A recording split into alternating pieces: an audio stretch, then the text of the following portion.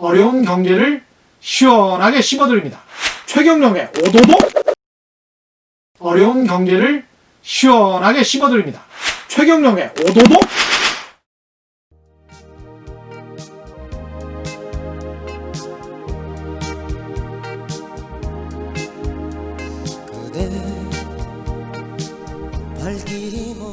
여러분의 발길이 머무는 곳에, 숨결이 느껴지는 곳에 제 마음 머물게 해주세요. 꿈이 꿈으로 끝나지 않을 사랑은 영원히 남아 청취율 1위가 될 때까지 여러분과 함께 하겠습니다. 주말에도 쉬지 않습니다. 최경영의 경제쇼 플러스.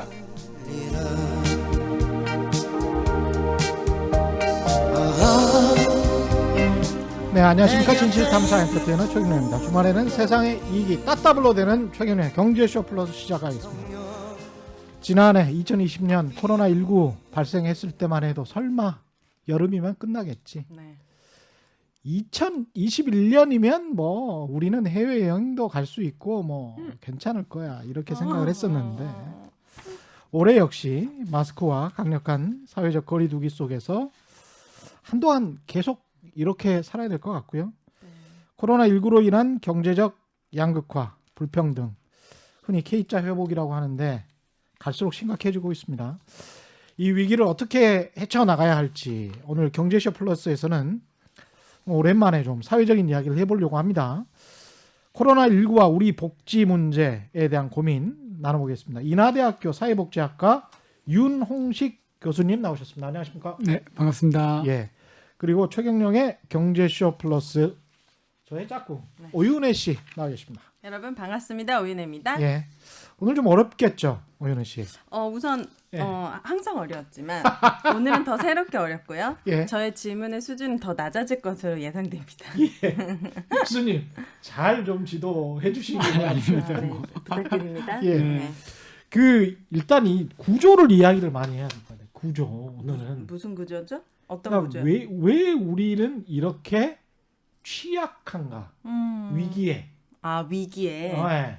그게 이제 코로나19 바이러스가 훅 들어오면서 네. 이렇게 취약했어? 그래도 명색이 세계 10위권 또는 10위의 경제 대국이라고 하고 네. GDP가 2019년 PPP 기준으로 PPP가 뭐예요? 구매력 기준, 구매력 살 수 있는 거 있잖아요. 그 나라 화폐로 살 수 있는 것. 네. 그 기준으로 방금 전에 나온 통계인데 일본을 우리가 앞질렀어요. 일본이요? 진짜요? 예, 영국도 앞질렀습니다. 예. 그만큼 사람들은 물건을 살 수 있는 구매 능력은 그러니까 한국에서 네. 살기가 괜찮다는 거야. 다른 나라에 비해서 구매력, 소비만 가지고 놓고 봤을 때는 네. 살만하다. 네. 엄청 선진국이다. 그래요? 근데 이제 누구 전혀 얘기죠? 네. 그렇게 못 느끼잖아. 피부로 전혀 느끼지 못하고 있는. 그렇게 못 느끼는 사람들이 많잖아요. 네. 왜 그런지 그런 이야기를 하실 것 같아요. 맞습니까? 궁금합니다. 네, 해보도록 하겠습니다. 어떤 이야기를 주로 해주실 겁니까? 예. 아니, 우리가 이런 말씀 지금 최영 기자님께서 말씀하신 것처럼 우리가 예. 굉장히 성공적인 나라였거든요. 우리가 예를 들면 1940년대 아시는 것처럼 해방됐을 때 1945년에 우리가 아프리카의 최극빈국보다도 더 가난한 나라였어요. 그렇죠? 그런데 이게 지금 몇십 년 만에 거의 75년 만에 해방된 이후에 지금 영국, 프랑스, 일본과 어깨를 나란히 하는 나라로 이제 성장을 한 거죠. 이게 사실 대충 독립한 나라가 2차 대전 끝나고 70개국에서 80개국 정도가 되는데 한국과 같은 성과를 이룬 나라가 유일합니다. 한국이 거의 국가로는. 그렇죠. 네, 예. 국가 유일하고. 그런데 이상하죠. 지금 말씀하신 것처럼 그렇게 성공했는데 왜 이렇게 사는 게 힘든 거지? 도대체 무슨 문제가 있는 거지? 네. 이제 이 문제를 좀 얘기해 볼까 이거 어떻게 된 거야? 합니다. 예. 뭔가 잘못 가고 있는 것 같아요. 그렇죠. 네. 어디로 가고 있는 거지? 우리는? 뭔가 진짜 그 빈부격차와 양극화가 되게 더 극심해졌다는 게 느껴지거든요. 확실히 극심해졌어요. 네, 막 예. 말도 안 되는 자산이 늘어난 사람도 있고, 되게 진짜 힘들어진 사람도 있고. 근데 사람이 또 심리적이기 때문에 상대적 박탈감이 또 엄청 심하잖아요. 네. 제가 70년생인데 네. 그때는 그냥 다 그 잘 먹고 잘 사는 것처럼 느껴졌거든요. 네. 근데 지금 집 없는 사람들, 특히 서울에서 집 없는 사람들은 아무리 돈을 많이 벌어도 연봉 1억이 넘어도 네. 살 수가 없어. 아, 나는 뭔가 소외된 것 같아. 이런. 맞아요. 음. 맞아요. 이렇게 서울 안에 저렇게 집들이 많은데 내 집 하나 없다니. 근데 이제 팩트 체크를 분명히 해야 될 거는 예. OECD에서 발표한 자료 그리고 우리 정부가 보고한 자료에 따르면 뭐 시장 소득을 기준으로 또는 가처분 소득이라고 해서 세금이나 예. 예를 들면 정부가 요번에 재난지원금처럼 공적으로 이전한 소득을 포함한 것들은 이제 가처분 소득이라고 그러거든요. 네. 그러니까 시장 소득 그러니까 그냥 세금 세전 소득을 시장 소득이라고 그러는데 그거로 평가한 불평등 지수 예를 들면 지니 개수라고 하는 게 있는데 예. 불평등 지수하고 가처분 소득을 기준으로 한 불평등 지수를 비교해 보면 한국의 OECD 국가 중에서 아주 최악은 아닙니다. 그러니까 우리가 대충 한 중간 정도 중간 정도. 왔다 갔다 하는 정도 수준이죠. 근데 예. 우리가 왜 이렇게 힘들어하는 걸까? 이렇게 불평등이 심하다고 느끼는 걸까? 이 네. 점은 아까 지금 기자님께서 말씀하신 것처럼 상황이 변한 거예요. 그러니까 70년대 예를 들면 1990년대 이전과 이후의 상황이 변한 거죠. 그러니까 예. 90년대 이전에는 굉장히 평등한 사회였어요. 그러니까 예. 우리나라는 굉장히 고도 성장을 하고 뭐 10%가 넘는 성장을 했는데 그 성장이 나름대로 우리가 얘기한 낙수효과처럼 그 성장의 물이 사회적으로 골고루 퍼져나간 거죠. 네. 그런데 아. 불평등이 굉장히 작은 사회였고 예. 성장하면 성장할수록 불평등과 빈곤이 완화되는 사회였습니다. 오. 근데 90년대를 지나면서 우리나라가 그게 사라져 버렸어요. 성장을 하면 할수록 불평등이 더 커지는 사회가 됐죠. 그러니까 지금 이제 사람들 생각에는 그러니까 우리가 걸어왔던 길과 지금과 비교하면 상대적으로 박탈감이 더 커진 거죠. 저는 그게 근본적으로 한국 사회 불평등의 근본적인 문제라고 생각을 합니다. 왜 그렇게 그러니까. 90년대 딱 기점으로 네. 나뉘게 된 겁니까? 이게 좀 약간 어려울 얘기일 수도 예. 있을 것 같은데 예. 우리가 이제 산업화라고 하잖아요. 그러니까 좋은 일자리가 일반적으로 서구에서도 만들어지는 것은 시장에서 주로 이제 제조업이 막 이렇게 발전하면서 만들어지는 거예요. 근데 우리가 1990년도 초까지 60년대부터 엄청나게 성장을 하면서 제조업 부분에서 굉장히 좋은 일자리들이 많이 만들어진 거예요. 예. 아, 네. 근데 80년대 말과 90년대 초를 거치면서 한국이 소위 말하는 탈산업화가 진행됩니다. 아. 그러니까 이 탈산업화라는 건 기본적으로 그 경제 구조가 제조업 비중이 줄어들고 상대적으로 네. 서비스업 비중이 늘어나는 거죠. 근데 음. 일반적으로 이제 제조업 일자리보다 아주 이제 전문적 서비스직을 제외한 나머지 일자리들 부분은 상대적으로 저임금 일자리들이 많거든요. 우리가 그렇죠. 이제 아는 것처럼. 예. 예. 예. 이제 그런 식으로 이제 변화하면서 이제 불평등이 늘어나게 된 중요한 원인 중에 그게 하나인 거죠. 그런데 이제 이게 좀 더 복잡한 얘기는 네. 우리가 이제 1987년에 민주화가 이루어졌잖아요. 예. 그리고 이제 우리가 6월 달에 이제 저도 이제 그 민주화 항쟁에 이제 참여를 했었는데 그때 대학생이었는데 6월 이후에 7, 8, 9월에 노동자 대투쟁이 일어납니다. 울산을 그렇습니다. 중심으로. 예, 예, 그래서 이제 노동조합이 합법화되고 노동자들이 이제 노동 조건 개선을 위한 임금 투쟁들을 하게 되고요. 그러면서 이제 상황이 좀 나아지는데 이게 뭐랑 맞물리냐면 86년, 87년, 88년에 삼저 호황이라는 게 있었습니다. 맞아요. 삼조호황. 네, 삼저 그렇죠. 호황? 아시죠? 예. 예. 삼조호황. 뭔 이름이에요? 네. 뭐죠? 그래서 예. 환율도 네. 유가도 뭐 금리까지죠. 네, 네. 예. 다 낮은 거예요. 그래서 수출도 잘 되고 네. 유가가 낮으니까 우리가 그 먹고 쓰고 수입하고 하는 그런 수입 물가도 낮고 그래가지고 기업도 좋고 가계 소득도 늘어나고 그래서 사실은 98년 외환위기 이전에 우리가 계속 무역 흑자를 기록했지만 그 이전에는 60년대 70년대 박정희 정부 때 지금 교수님이 말씀하신 그 시기에 네. 다 무역 적자였거든요. 아. 잘 모르시지만 네. 매출 경제 성장은 엄청나게 늘어나는데 무역은 다 적자였어요. 근데 이 삼저 호황 요 시기 한 4, 5년만 무역 흑자가 엄청나게 늘어납니다. 그래서 뭐 집값도 폭등하고 그때 뭐 그래서 이제 일기 신도시도 막 짓고 막 그렇게 된 게 아, 네. 삼저 호황 삼조. 삼저. 삼저. 아, 예. 네. 네. 그래서 이제 그 시기가 민주화 시기랑 겹칩니다. 대략 86년부터 88년 또는 89년까지 시기라고 그러거든요. 그러니까 이제 민주화가 되고 나서 노동자들의 임금 인상 요구를 하니까 3조항에서 경제가 좋아지니까 이 기업들이 그거를 감당할 수 있었던 거예요. 감당했죠. 예. 그런데 우리가 90년대 초에 세계적인 불황이 닥칩니다. 예. 그리고 우리도 3조항이 끝나게 되죠. 그러니까 기업이 이제 고민이 되는 거죠. 기업의 입장에선 노동자들에게 계속적으로 좋은 임금을 주고 노동 조건을 개선시키면서 노동자들의 숙련, 그러니까 즉 숙련 기술을 높여서 생산성을 높여가지고 우리가 성장을 할지 그러려면 이제 기업이 복지도 늘려줘야 되고 세금도 늘려서 복지제도도 많이 만들어야 되고 그런 거예요. 임금도 높여주고. 네.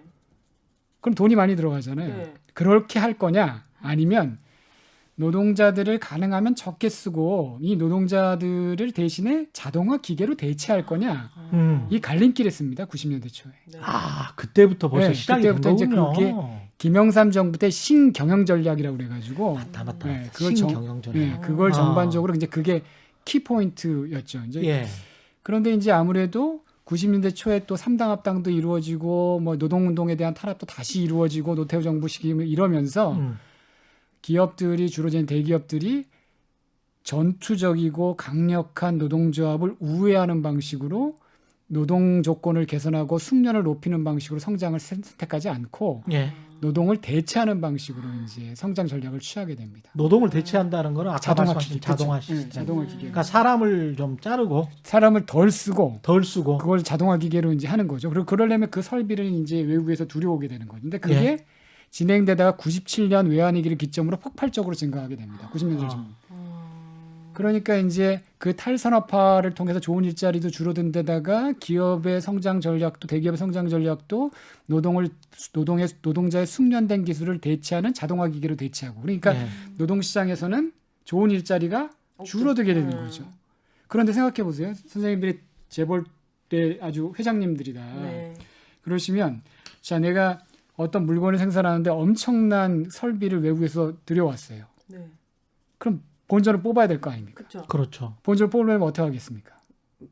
계속 돌려야죠. 그 기계를. 계속 돌려야죠. 예. 비용을 줄여야죠. 그렇죠. 그러니까 이제 불필요하거나 좀 중요하지 않은 건 다 외주화 주고 하청을 주기 시작하는 겁니다.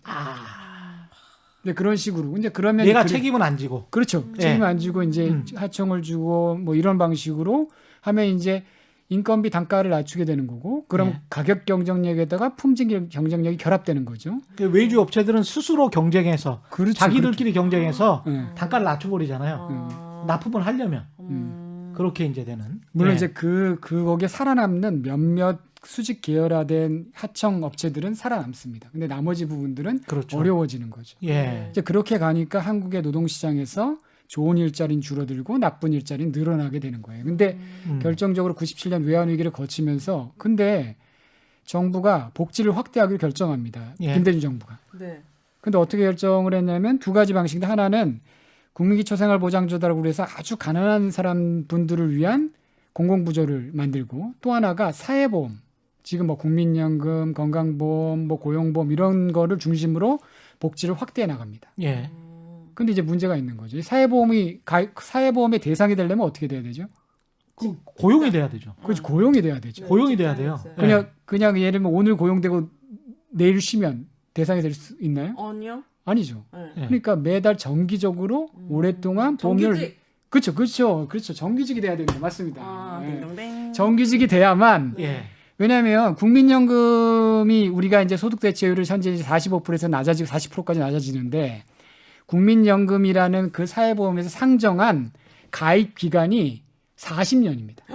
40년 동안 한 달도 빼지 않고 매달 기여금을 내면 완전 노령연금을 받게 돼요. 아. 그러니까 이 40년 동안 그 명목적으로는 정규직을 유지해야 된다는 거거든요. 그러네요. 그렇죠? 예.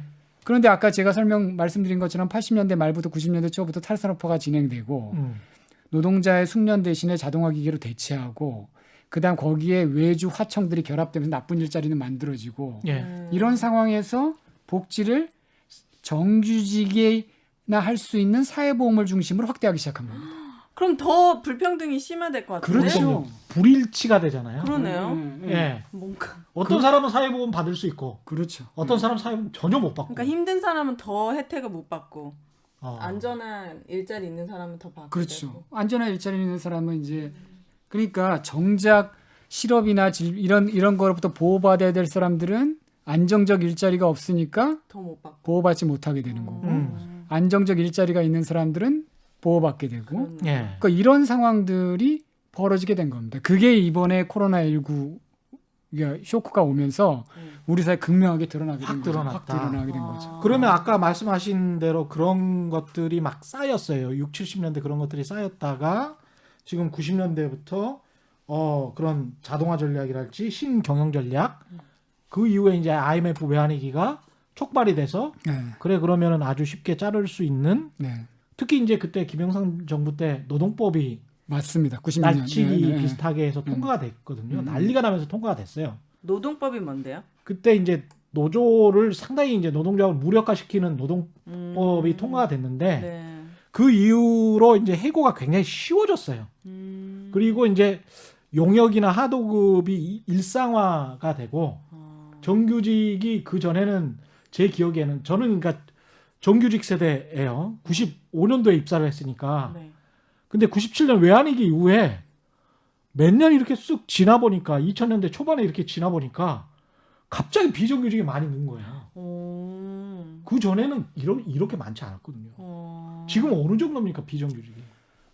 통계 비정규직을 어떻게 잡느냐에 따라 약간 다른 것 같아요. 그러니까 예. 이제 노동사회연구소, 한국노동사회연구소라는 연구소나 학계에서 일반적으로 잡는 거는 대략 40%에서 50% 사이 이렇게 잡고 있고요. 근데 예. 그다음에 정부의 공식 통계는 30%대인 걸로 알고 있습니다. 그렇죠. 그거는 예. 뭐냐면 상용직이라고 분류되는 사람들을 다 정규직으로 포함시키는데 실제로 상용직에는 비정규직도 포함되고 많이 있거든요. 있어요. 일부. 예. 예. 그래서 이제 그 통계를 어떻게 잡느냐에 따라 틀린데 사실은 우리 최경영 기자님께 말씀하신 것처럼 97년에 그 시도를 하게 됩니다. 96년에 김영삼 정부. 근데 그때 노동자 대투쟁이 일어납니다. 예. 거기에 그리고 정규직을 그렇게 막 정리해고를 할 수 있는 것에 대해서 국민들이 동의해주질 않았어요. 그래서 당시에 김영삼 정부의 지지율도 낮았고 그래서 총파업을 하게 됐고 국민들이 엄청난 지지를 보냈죠. 그래서 김영삼 정부가 물러납니다. 여당이. 예. 네. 근데 그게 IMF가 터지는 거죠. 예. IMF가 터지고 나서 김대중 대통령이 당선되는데 그게 이제 2월 달인가 1월 달에 2월 초인 걸로 알고 있는데 제가 지금 정확한 기억은 없는데 하여튼 2월 초인가 2월 초인 것 같아요. 2월 초에 노사정위원회를 구성을 하고 맞다. 거기서 노사정위원회. 네, 2.8 합의 2월 8일 날 예. 합의를 하게 됩니다. 그때 뭘 합의하게 되냐면 네. 일단은 그때 김영삼 정부 때 시도했던 그것들 그러니까 정리해고를 합법화시키는 걸 동의하게 되고 대신에 이제 노조를 합법화시키고 예. 사회복지 제도를 확충하겠다 이렇게 약속을 하는 거죠. 절충 타협안. 타협안이죠. 예. 근데 이제 문제는 뭐냐면 정리해고는 즉각적으로 효력을 발휘했고 그렇죠. 예. 노조에 대한 합법성이나 노조의 권리 강화나 사회복지는 굉장히 더뎠던 거죠. 거기다가 뭐 예. 실제 실전이라고 해야 될까요? 현장에서는 노동조합을 은근히 이제 탄압하는 그런 회사들도 많았었고. 그렇죠. 실제 이제 그게 이제 유성기업이라는 아주 악명 높은 그런 기업들이 있었고요. 예. 근데 그게 뭐 그때만 끝난 게 아니라 이명박 정부 때 보시면 어딘가요? 어디 중공업들을 파업을 하는데 헬기 띄워가지고 위에서 막 특공대들 막 쌍용자동차. 네, 쌍용자동차. 네네, 쌍용자동차입니다. 예. 그리고 막 몽둥이로 막 노동자들을 파업하는 노동자들을 막 진압하고 막 이런 패버렸어요. 것들이 최근까지도 있었어요. 그러니까 사실은 우리 사회에서 일하는 사람들에 대한 인식이 굉장히 이제 호전적이죠. 굉장히. 그러니까 뭐 노동자들이 파업을 하고 노동자들이 자기 권리 주장하는 건 어쩌면 굉장히 당연한 거잖아요. 네. 그리고 우리 사회를 살아가는 사람들의 대다수가 다 노동자예요, 사실은. 네. 예. 예, 고용주가 아니기 때문에. 네. 그런데 그 부분, 그러니까 노동자들이 자기 권리를 주장하는 것에 대해서 굉장히 우호적인 분위기가 아닌 거죠. 우호적이지 않게 됐죠. 그런 상황이 네. 공지영 소설이었나요? 의자놀인가? 의자돌? 아, 네. 예. 네. 그러니까 의자놀이, 네. 이 그 쌍용 자동차 그 상황이랑 비슷한 거죠. 그냥 그 상황을 묘사를 한 거니까. 왜냐하면 지금 현재 한국 상황이 누군가 의자를 앉았잖아요. 네. 근데 일어서면 그 의자를 누군가 또 뺏어버리는 거지. 못 일어나. 근데 절대 안 일어나야 되는 거예요. 그래서 을과 을끼리 쥐와 쥐들끼리 막 싸우는 것 같은. 그래서 이제 걔가 그 자기 꼬리 잡으려고 막 이렇게 빽빽빽 도는 것 같은 그 상황이 98년 이후에 지금 상황인 것 같다는 생각도 듭니다. 아주 정확합니다. 제가 예. 저도 이제 자주 그 얘기를 하는데요. 그걸 이제 뮤지컬 의자놀이 게임이라고 그래가지고 생각해보세요. 여기 의자가 3개 있고 네. 여기 6명이 있습니다. 어머. 근데 6명이 있는데 이제 음악이 흐르는 거죠. 다다다다다다. 그러면 이제 6명이 의자 주변을 도는 거죠. 근데 네. 음악이 딱 멈추면 어떻게 해야 됩니까? 빨리 앉아요. 빨리 앉아야죠. 그래서 생각해보세요. 의자가 3개 있고 6명인데 자 그럼 순발력이 중요할 거 아닙니까? 그 6명에게 6분에게 1년 동안 헬스장을 끌어주는 거예요. 네. 그래서 하루에 10시간씩 순발력 훈련을 하는 거예요. 네. 그럼 엄청날 거 아닙니까? 네. 근데 1년 후에 다시 와요. 그럼 의자 3개가 있는데 그 주변을 다시 6명이 돌아요. 몇 명이 앉을까요? 3명이요. 그렇죠. 응. 그 6명은 모두가 하루에 10시간씩 엄청나게 노력했는데 3명밖에 앉을 수 없는 사회. 그게 지금 한국 사회라는 거예요. 그러니까 지금 여기서 그 고용보험에 포함되는 그 정규직도 마찬가지인 거죠. 그러니까 그 사회 그런 것들이 이번에 코로나19를 계기로 해서 얼마나 우리 사회에 나쁜 일자리를 우리가 그동안 많이 만들어 왔고 그것에 대해서 우리의 여론주도층이나 많은 사람들이 눈 감고 있었는지를 극명하게 이 코로나19가 보여준 거죠. 그 고용보험이라는 거가 있으면 어떤 혜택을 받을 수 있는 건데요? 그렇죠. 뭐그 예. 말 그대로요. 원래 예. 이제 외국에서는 그거를 실업보험이라고 그래요. 그렇죠. 근데 우리나라는 김영삼 정부가 95년도에 그걸 도입하면서 실업급여라는 게 너무 수동적이다. 실업한 상태에서 이렇게 막 주는 거니까. 그래서 그건 적절하지 않고 그 이제 워딩입니다. 그분들의 워딩. 네. 그러니까 이 보험 자체가 좀 고용을 촉진하는 역할을 좀 했으면 좋겠다. 그래서 실업보험이라는 명칭으로 도입하지 않고 고용보험이라는 명칭으로 도입합니다. 근데 실제 내용은 실업보험이에요. 그래서 그렇죠. 예. 실업을 당하게 되면 이제 선생님께서 만약에 실업을 당하시게 되면 자기가 받던 임금의 일정한 비율로 실업급여를 받게 되는 거죠. 그러니까 실직을 해도 일정한 급여를 받으면서 다시 재취업의 준비를 할 수 있게 하는 거죠. 그 제도가 이제 고용보험 제도인 거죠. 그래요? 개념은 조금 있다가 좀 네, 참으세요. 약간 왜냐하면 현실을 좀 네. 말씀을 하셔야 되니까 얼마나 코로나19 이전에 취약했고 지금은 얼마나 더 취약해졌는지 그 말씀을 좀 숫자로 이야기를 해주실 수 있을 것 같은데요. 네. 그러니까 지금 저 한 가지 이제 그 전에 이제 많은 분들이 아까 이제 서두에도 그렇게 말씀하셨는데 지금 마스크도 벗고 싶고 좀 이 상황 좀 끝내고 싶고 네. 옛날로 돌아가고 싶다. 너무 간절하잖아요. 진절머리 나요. 지금. 진절머리 나죠. 네. 근데 생각해 보세요. 코로나19가 발생하기 이전에 대한민국이 어떤 사회였는지 생각해 보시면 기억이 안 나시죠? 근데 생각해 보시면 출생률이라고 있잖아요. 출산이요? 출산율? 출산율, 그렇죠. 네. 출산율, 네. 출산율, 출생률이라고 요즘 표현도 하는데 어쨌든 그게 지금 우리가 0.8명대인데 그렇죠. 예. 이게 세계 최저 수준이에요. 그렇습니다. 예. 그러니까 제정신인 사람이 아이를 낳을 수 없는 사회가 됐죠. 그런 와중에 전 나왔죠. 네. 작년에. 2명이나 네. 대단하십니다. 축하드립니다. 네, 네. 대단하십니다. 그러니까 그런 사회인 거예요. 근데 0.8명? 그치 0.8명. 그러니까 가임기 여성이 낳은 그러니까 아이의 수를 이제 그걸 계산을 하는 건데 그게 대충 2.1명이어야 이제 인구 규모가 그대로 유지가 돼요. 근데 우리가 0.8명인데 이건 있을 수 없는 숫자예요. 그렇네요. 인구학자들이 한 번도 생각해보지 않은 숫자인데 그렇게 됐고요. 그러니까 학술적으로 규명이 안 될 정도. 이건 어떤 거냐면 전쟁이 일어나거나 체제 전환이 일어나거나 정말 극심한 변동이 일어나면 이런 일이 일시적으로 생길 수 있는데 이게 항상적으로 이 정도 수준으로 유지되고 있는 국가는 거의 없었어요. 한국이 유일해죠. 그 다음에 자살률 OECD 최고 수준이죠. 예. 아직도요? 그럼요. 지금 IC도 계속 맞습니다. 네, OECD 최고 수준이죠. 오마이. 1년에 2만 명이 넘어요.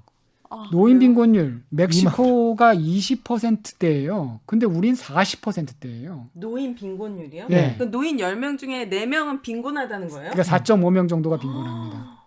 근데 엄청 우리가 그럼 멕시코보다 많이, 어머. 네. 엄청 잘 살잖아요. 네. 그래서 4.5명이 빈곤하죠. 근데 그 노인들이 어떤 분이냐? 60년대, 70년대, 80년대 우리 사회의 경제 성장을 이끈 분들이에요. 그렇죠. 근데 그분들이 우리 사회 경제 성장과 민주화 다 이끌고 나와서 노인이 됐는데 다 나몰라라는 거예요. 그러니까 그 중에 절반 가까이가 빈곤하죠. 그러니까 그 다음에 좋은 대학이 우리나라는 학벌 사회이기 때문에 좋은 대학 가는 게 목을 매는데 과거에는 뭐 개천에서 용다는 일도 있었는데 지금은 아이들이 공부 잘하고 이런 게 중요한 게 아니라 부모의 사회적 지위가 굉장히 많은 부분을 결정해요.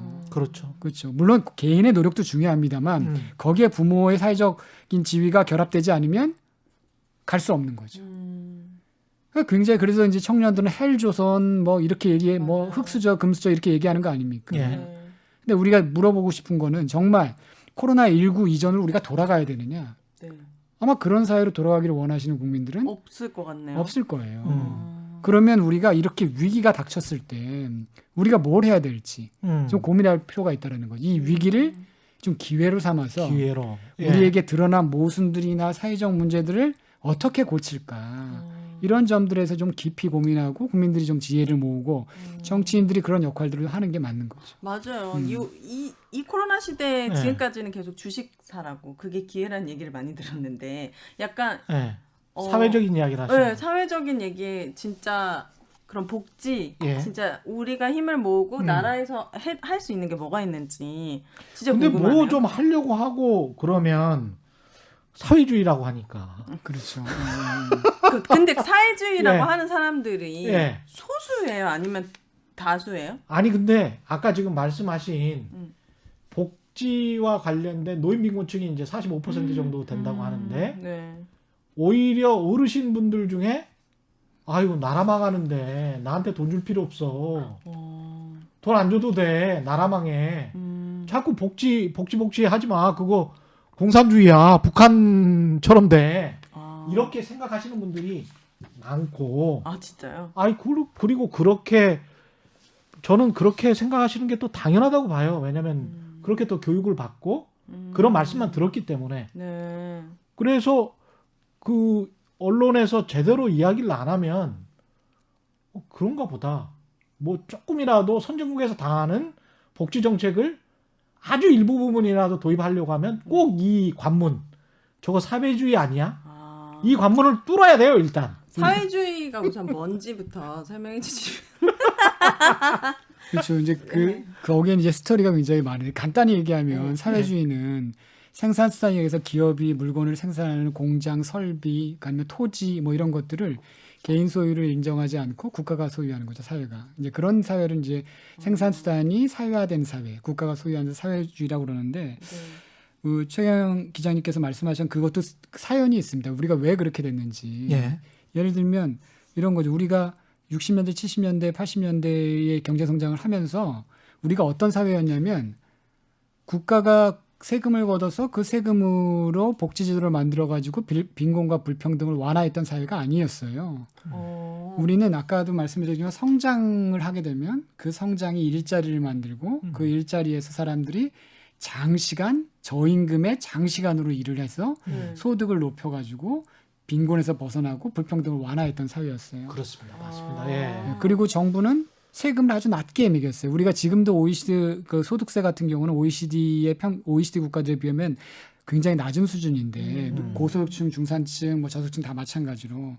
그러니까 국가가 세금도 덜 걷죠. 그러니까 가처분 소득이 늘어나니까 상대적으로 중산층 같은 경우는 그 소득 가지고 뭐 하냐면 집도 사고, 차도 사고. 그렇죠. 차도 사고 부동산에 투자하기도 하고 금융자산에 투자하기도 하고 이렇게 했던 거예요. 그러니까 국가가 내가 늙고 힘들고 어려워지면 복지를 통해서 이렇게 대응해 주는 체제가 아니라 성장하고 성장에만 올인하고 그렇게 일자리가 만들어지면 내가 내 돈 모아가지고 내가 잘 알아서? 저축해서 내가 알아서 내가 직면한 나중에 노후나 예. 실업이나 예. 뭐 이런 것들 다 대응했던 사회였던 거예요. 예. 그렇게 수십 년 동안 걸어왔던 거예요. 네.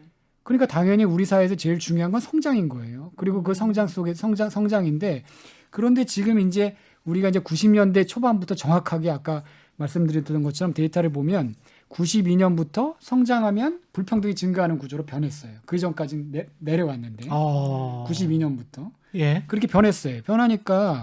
변했는데 그러면 뭐 아니면 그때부터는 뭘 해야 되냐면 성장한 것들을 골고루 이렇게 여러 사람에게 나눠주기 위해서는 국가가 세금을 걷어서 그것을 복지로 환원시켜줘야 되는데 그거 안 한 거예요. 예. 국민들은 계속 성장만을 원했던 거죠.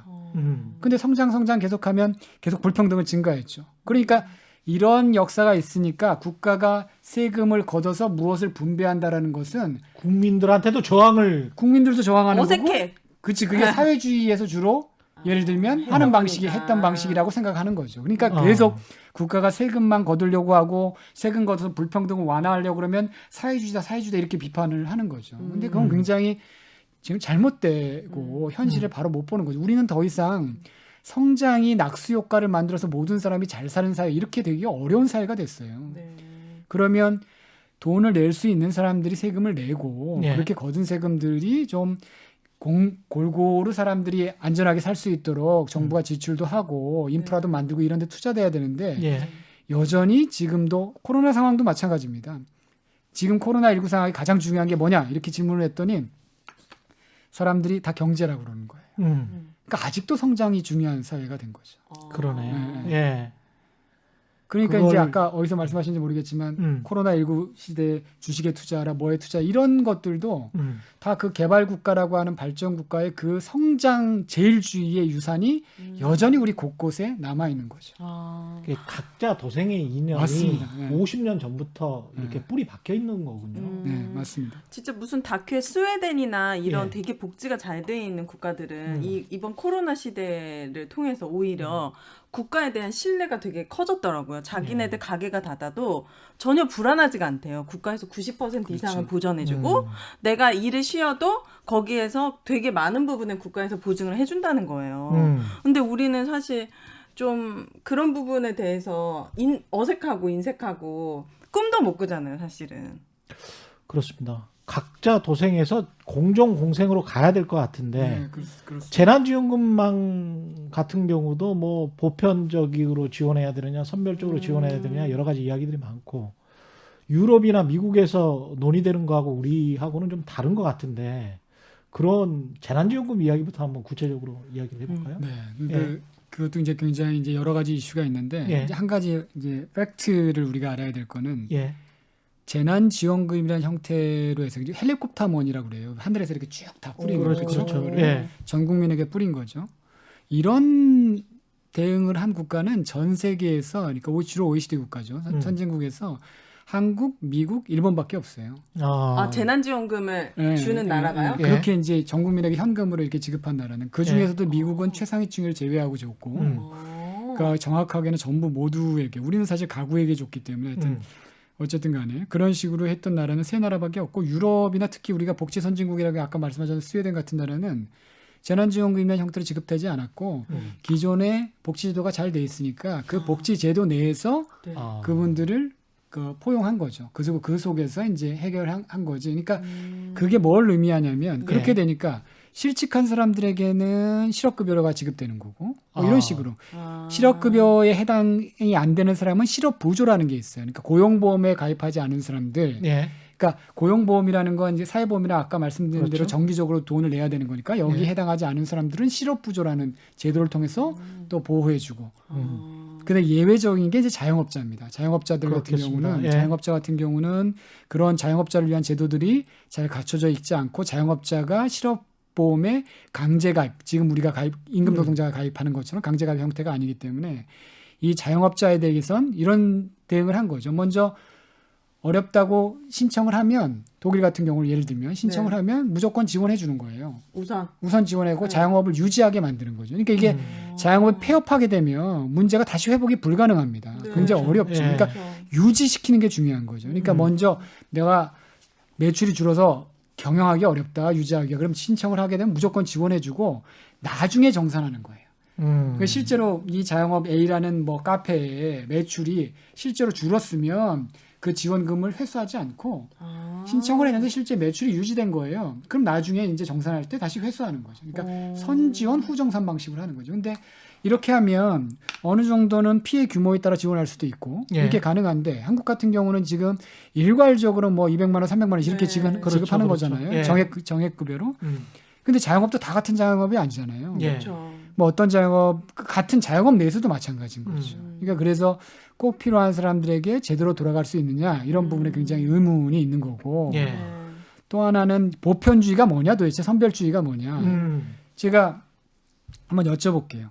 우리나라 아동수당 아동이 있는 가구에게 아동수당을 지급합니다. 이건 예. 보편주의입니까 선별주의입니까? 선별주의. 선별주의. 보편주의 보편. 아니에요? 네.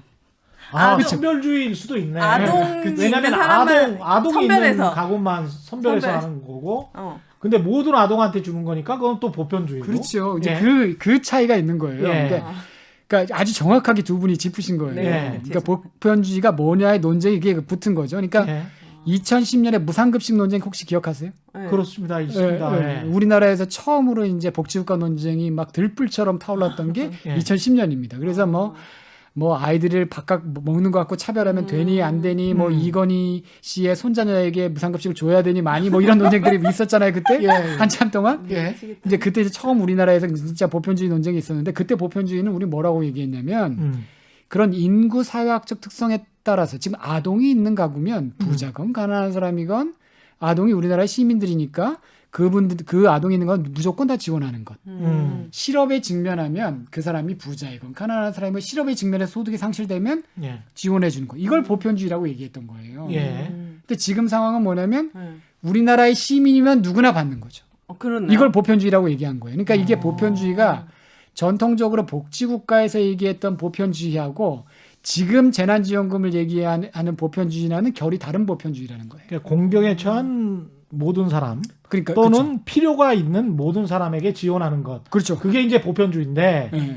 그냥 모든 사람에게 지원하는 걸로 변질됐다. 변질됐다기보다는요. 네. 그게 이제 기본소득이라는 제도가 있는데 또 다른 그렇죠. 또 다른 이제 프레임이죠. 이 복지국가의 전통적인 복지국가에 대해서 새로운 사실 몇백 년 된 이야기인데 그렇죠. 그게 최근에 예. 이제 부상하고 있는 얘기인데 그 기본소득은 음. 에서 바라보는 선별주의는 인구 사회학적으로 선별하거나 뭐 이런 것들도 다 선별주의라고 보는 거예요. 근데 전통적인 복지국가에서는 노인이면 누구나에게나 아동이 있으면 누구나 이건 선별주의라고 본 게 아닌 거죠.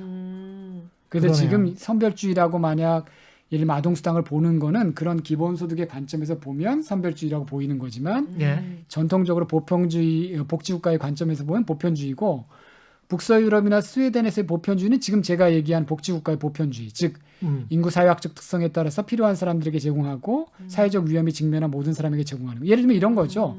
실업급여를 제공하는데 실업급여의 대상은 실업한 사람에게 지급하는 거잖아요. 그렇죠. 예, 그 일자리 사람이 인상.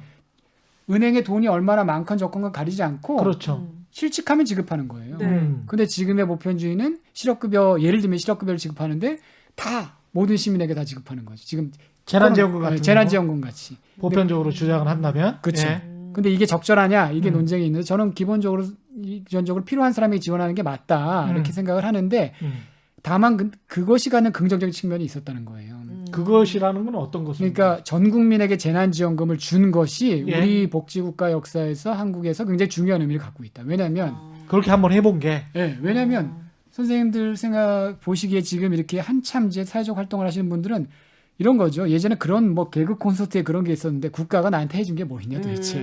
아, 그렇죠. 그 개그 아닌데 어? 진심인데. 네. 그런 생각들을 국민 대다수가 많이 했어요. 중산층이나. 아니 군대 네. 갔다 오고 네. 그다음에 세금만 내고 네. 그렇죠. 꼭 하나 생각해 보니까 국가가 해준 게 별로 없는 것 같아요. 그러니까 뭐 국가가 나한테 해준 게 네. 뭐 있냐 이게 굉장히 국민 정서였는데 이번에 코로나19 때문에 재난지원금을 전 가구에 쫙 이렇게 지원을 하고 나니까 많은 분들이 국가가 뭔가 하는구나. 내가 처음으로 태어나서 국가로부터 뭘 받았구나. 근데 사실 네. 그분들도 다 건강보험 혜택을 받았잖아요. 그쵸. 그렇죠, 사실은. 그다음에 초등교육 무상이잖아요. 중단교육 무상이고 올해부터 작년부터 고등교육 무상이 되기 시작했어요. 예. 그거 말고도 뭐 도로, 공원 여러 가지 공공시설 이용하는 것도 다 무상이었죠. 그러니까 사실 이렇게 깨끗한 물과 전기, 그렇죠. 값싼 전기와 이게 선진국 가보시면 아시지만 네. 인터넷 시설 뭐 이런 것들이 네. 대단해요, 한국. 그러니까 네. 그게 다 굉장히 싼 국가의 편이에요. 공적 지원이 네. 다 포함된 건데 이거는 국가가 지원했다고 생각하지 못했던 거죠. 그쵸. 네. 근데 직접적으로 피부에 느낀 게 이 재난지원금이었다는 그쵸. 거예요. 그러면서 국가가 뭔가 시민을 위해서 어떤 일을 하고 있구나라는 생각을 갖게 한 것.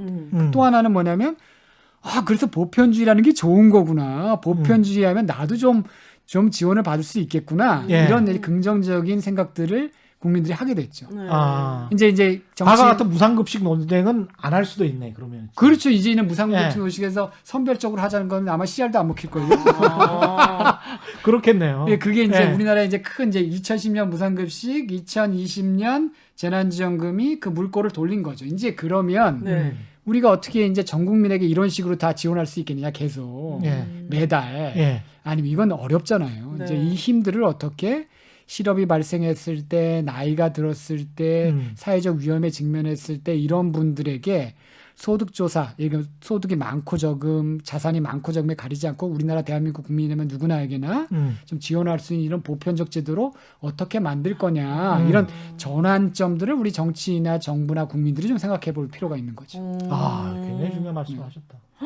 그럼- 생각해 보니까 또 네. 2010년 무상급식 말씀하셨지만 그 이후에 박근혜 대통령이 대통령 선거 한두 달 남기고 갑자기 모든 노인에게 네네네. 기초연금 30만 원인가 노인의 맞습니다. 노인들에게 예, 예. 아. 지급하겠다라고 네. 모든 노인에게 아. 그게 지금 말씀하신 보편적 지원이에요. 맞습니다. 보편적 그래가지고 그 당신이 이제 빨간 색깔이었거든요.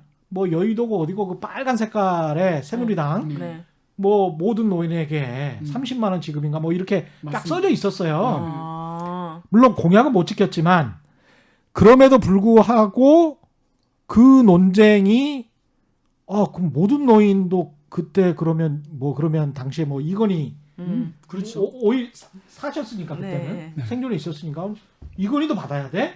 그- 이 논쟁이 똑같이 나왔거든. 근데 생각해 보시면 예. 저 모르겠어요. 평가가 다를지 모르니까 어떤 분들이 만약 이건희 전 삼성 회장 고인이 되신 그분이 한국 정치에 기여한 부분이 있다면 예. 그분도 노인이 되면 그리고 세금을 냈으면 당연히 30만 원 받아야 되는 거 아닙니까? 음. 그런 권리가 있는 거 아니에요? 그럼 30만 원 정도 가지고 예.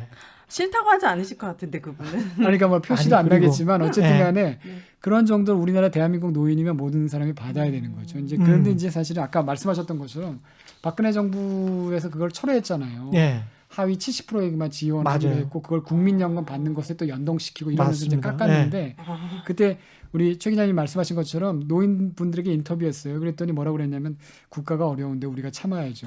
그랬어요. 그렇죠. 아, 그렇게 진짜요? 했어요. 딱 그러니까, 그랬어요. 그러니까 이게 어르신들은 딱 그렇게 말씀하셨어요. 세상에. 국가가 나를 위해서 뭘 해준다는 게 굉장히 어색한 사회예요. 그 부담스럽고 부담스럽고. 아유 나라 망할까봐. 그쵸. 아유, 니들이나 그냥 써. 나 그리고 우리는 내가 내 참을게. 문제를 뭐 해결하는 사회인 거죠. 예. 그러니까 이게 예. 이렇게 해서는 이렇게 내가 내 문제를 해결하는 게 코로나19 상황에서 이런.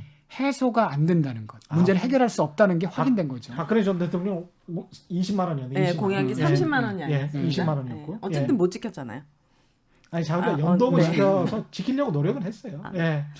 그래서 그러면은 네. 교수님께서 생각하시는 앞으로 이런 예. 복지 만들어갈 수 있는 복지가 과연 어떤 것들이 있는지 어떤 혜택을 받을 수 있는지 그렇게 힘을 모으면 우리나라가 어떻게 되는지. 바뀌는지 그래. 난 좋다. 살 날이 많거든. 우리 많잖아요. 좋다. 살 날이. 그렇죠.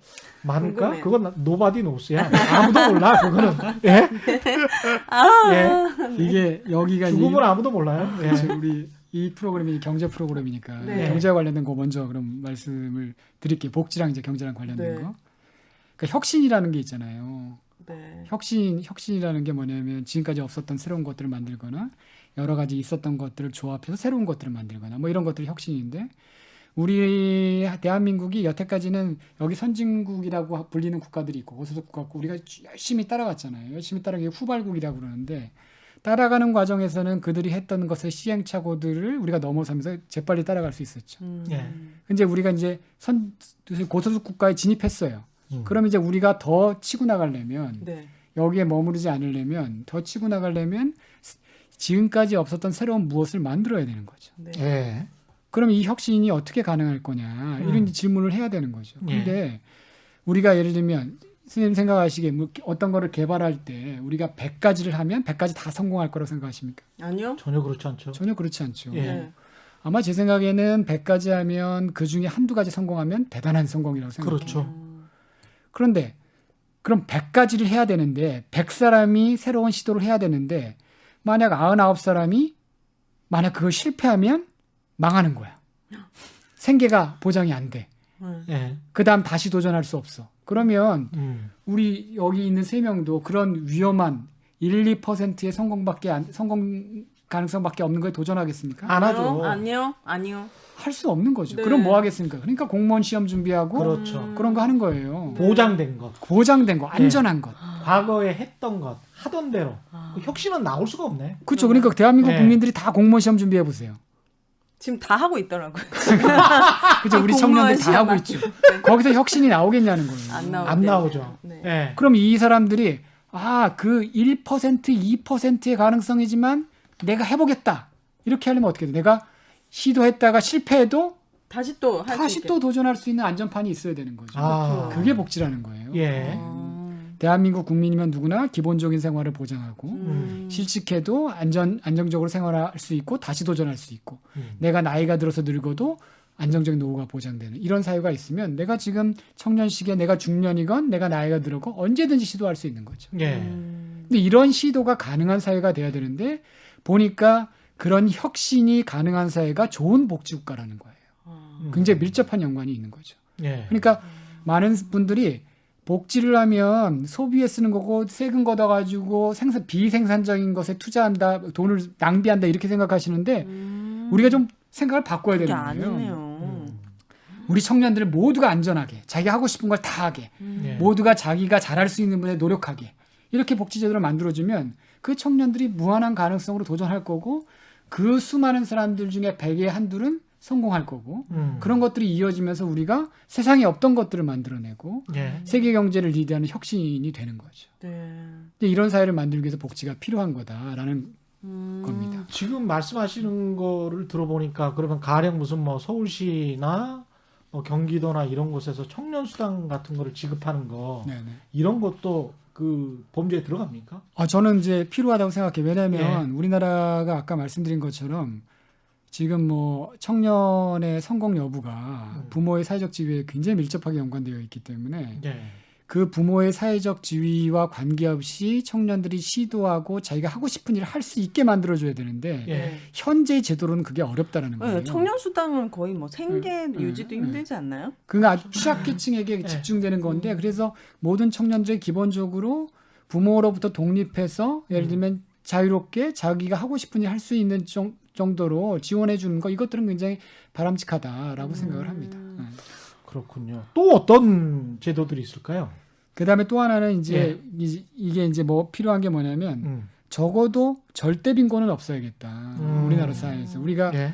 지금 GDP가 지금 제가 이제 IMF 그 확인하니까 대략 32,000불 정도가 되는 것 같은데 명목으로 예. 2020년에 32,000불 정도가 되는 것 같은데 그 정도 수준의 나라에서 절대 빈곤층이 있다? 상대 빈곤은 있을 수밖에 없어요. 예. 상대 빈곤은 있을 수밖에 없지만 최소한의 절대 빈곤층은 우리가 없앨 수가 있지 않겠느냐. 예. 그래서 대한민국 국민이면 누구나에게나 일정 소득 수준 이하로 떨어지면 그거를 보장해주는 제도 이런 걸 만들면 좋겠다. 사실 그게 공공부조가 하는 역할인데 예. 우리나라 공공부조가 너무 이제 대상이 제한적이고 맞아요. 너무 자격 조건이 까다로워요. 맞습니다. 제 주변에도 이제 이혼을 한 친구가 있는데 한부모 자기가 아기를 혼자 예. 키워요. 그래서 예. 한부모 가정에 주는 혜택을 받아보려고 했더니 아동수당 뭐 이런 거 다 합쳐서 150만 원이 넘으면 안 된대요. 월 수입이. 아. 그러면 거의 생계가 힘들 정도인데 그 150만 원이 조금만 넘어도 그 혜택을 못 받더라고요. 맞습니다. 차는 또 뭐 1,500만 원 이하인가? 맞아요. 예. 그러니까는 이런 좀 이게 좀 되게 까다롭더라고요. 그렇구나. 받을 수 있는 조건. 그러니까 그게 뭐 자동차 조건이라고 그래가지고 예를 들면 1,500만 원짜리 자동차가 있으면 내가 소득이 한 푼도 없어도 현재 한국의 공공부조에서 국민기초생활보장세 뭐라고 얘기하냐면 그게 중고시장에 팔면 이제 대략 시가가 1,500만 원이에요. 그러면 소득을 얼마로 잡냐면 그 사람은 월 소득이 1,500만 원이 있는 걸로 잡는 거예요. 예? 뭐? 그 뭐 말이 안 누가 되는 잡는 얘기죠? 거야 이거? 그걸 월 소득이 간주소득이라고 1,500만 원? 그러는데 우와. 예. 그러니까 그 차를 팔 때까지 1,500만 원이 있는 거예요. 그러니까 그 공공부조의 수급 대상자가 되고 싶으면 그 차를 팔아야 되는 거예요.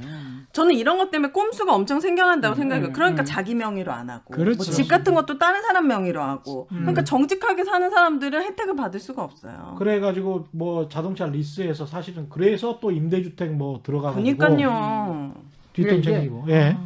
그러니까 그 제도를 자꾸 이렇게 막 촘촘하게 막 선별하려고 그러면 아까 말씀하셨던 그런 여러 가지 이제 부작용들이 발생을 하는 거죠. 그러네. 그러니까 시민권에 기반해서 우리나라 국민의 일정 소득 이하면 누구나에게나 기본생활을 보장하는 거 이게 필요한 거고 그러네요. 또 인구 사회학적 특성에 따라서 예를 들면 뭐 노인이라든지 뭐 예를 들면 아동이라든지 이런 부분에 이제 보편적 수당을 지급해 주는 것.